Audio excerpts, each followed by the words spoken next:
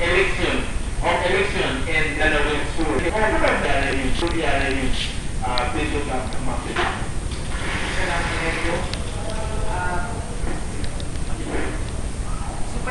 Pathetic sa election dahil na sinabi ni Dr. Dixie na mga kaugaan are so frustrated sa mga masusuwa sa mayorami na isa sa lakay nun. So mga politicians na hindi tayo pinaglalaban. So Javi the Massacre na nangyari, wala nagsasalita sa floor, may diskriminasyon at mga bully at nagluto sa mga jail sa Manila. So sino po ang naglalaban para sa kanila? So Yasmin Busranao po for Senator. Yasmin po na isa po na babaeng matapang.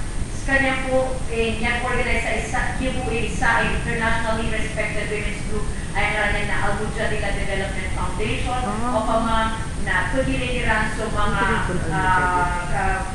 mga buhay in terms of community service, in terms of education, in terms of politics. Na upamausto ang pagkukupan nyo sa pagyo ang mapasang niya apasat sa issue, professor, na pamanang rana, na textil nyo sa mga lulutyo nationwide and worldwide. Ang pamanakatan si Yasmin at maratagot nyo ka, iman ko na, below puts kanya sa 20 plus, this kanya sa top 12, please make her come up top 12 dahil ang maranaw po at Muslim Filipinos are 8.3. And for a senator to win, you need 14 million votes. Ikadulo, Abuloy, na vice presidential candidate. She is pro-Lake Lanao at na billion on Lake Lanao Development Authority. Kanya na climate change. Hirap kapakayaw at yaling nagtanong na pinagdalaban po niya. Sakta ng mga teachers na huwag tayo magtapo sa kanya, hindi po totoo na sinabi ni Lauren Ligarda o pamana, labal na yung mga allowances niyo. In fact, nasa billion na for civilian personnel salaries from 9,000 to 18,000 ito a bill. Kaya kakapta na so kapopya dito a bill at yung mga teachers. So, Lauren Ligarda is pro Lake Lanao, National Commission ng Muslim Filipinos, na sa kanya ni Samia Kapason, Vice Presidential candidate po siya ngayon, Wali Alabitano sa Marawi City. Third candidate ko po ay lalaki. Siya po ay isang lawyer, yung nanini at professor dahil sa Mindanao State University. Hindi nyo kapag sumanglutok yan, marami nagtapos sa kanya po dahil sa posisyon yan sa ginanapitiro memorandum of agreement ng Central Domain. In fact, pitiro mga pagdamano sa Inuit, hindi Democrats kanyan sa piyangataki sa gimangaran. At yung mga anti-Muwai, anti-Muslim candidates. Na ay pa kay sila kan So Muslim na tuloy ang anti-Muslim candidate, ang lagi a lawyer, attorney, Adel Tamano. Ang pamana sa mga loksyan na hindi pa pinaglaban po rin nila itong mga Commission on National Integration, yung mga opisina, Office of Muslim Affairs. Ang pamana, kaya muwayan nila, kaya pugod sila sa mga law support. So Adel Tamano, kahit po hindi nyo nakikita masyado, dahil nga maranos ka niyan, watas ka niyan, ito nga nga sinadot si Mamintal of Zuraida Abbas, Tamano, another women's advocate.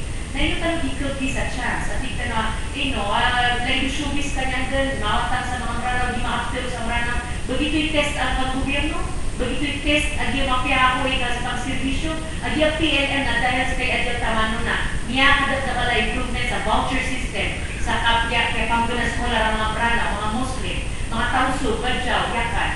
So, di butang kulubuto ka din higitan. Di tayo kawas mga pagyatin ko kiran. So, Yasmin, Adel, Loren po, ang mga kandidato ko. Dahil nga kung totoong demokrasya tayo, let us also put our votes and voices out there. Salamat ulit for matulayan natin sa mga votes na talasarang. Salamat po sa leading initiatives. More power po, Abol, at saka yung team natin. Thank you, At Lisa. Ito ba, mga kami, mga paglalami, kaya sa program natin, mahiling democracy, tanong na bupilit at gagawin na ang television. Uman aluhan na isnin, alas 8 tama sa lasning, bisa kapitilan.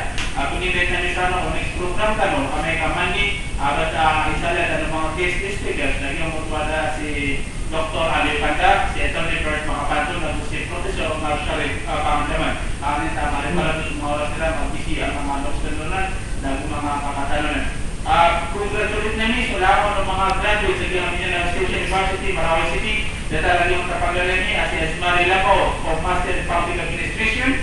Ako yung kasi padalay sa diyang nakalisod law, dahil siya kapitay sa lang namin ito na yung pagkakapatalan na Imam Samarawi. Ang kakisumo rin palakpasan po na siya yung pagkuha si Imam Samarawi, Shaykh Usari Taurak, yung pagkuha kami, course, yung leader, ang kailangan sa kapalinya na yun, si Papa Leon